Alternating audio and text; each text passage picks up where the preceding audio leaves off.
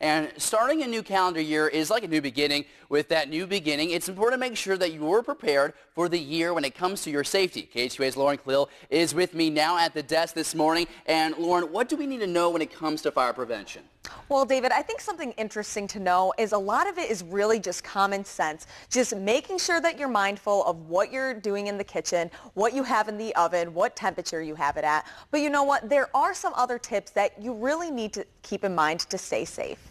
We encourage everyone to have the smoke detectors and to check the smoke detectors every month. This is just one important tip the Quincy Fire Department says you should know going into a new year.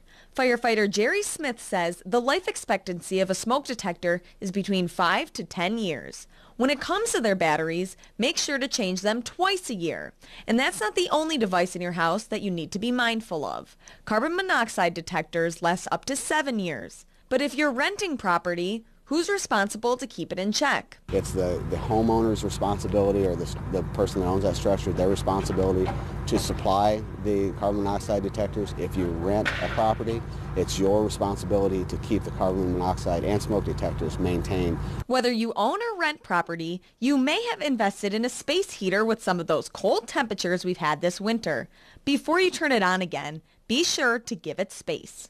Space heaters need space to work. They need 3 feet of space all the way around. You can't have any flammable materials. You can't have them sitting next to a couch.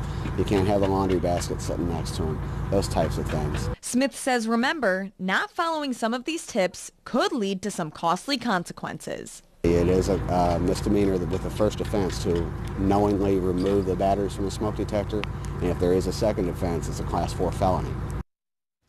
And just another tip to keep in mind is don't overload your extension cord. Now, David, I know I am notorious for this between the curling iron, the blow dryer, the phone charger. I don't know. Do you ever do anything like that? Well, the curling iron, not so much, but the blow dryer is a commodity around the bathroom in my room. Well, I guess we'll just have to keep that in mind so we don't cause any fires. Got to be careful. Got to keep it out of the water. Thank you so much, Lauren. Really appreciate it.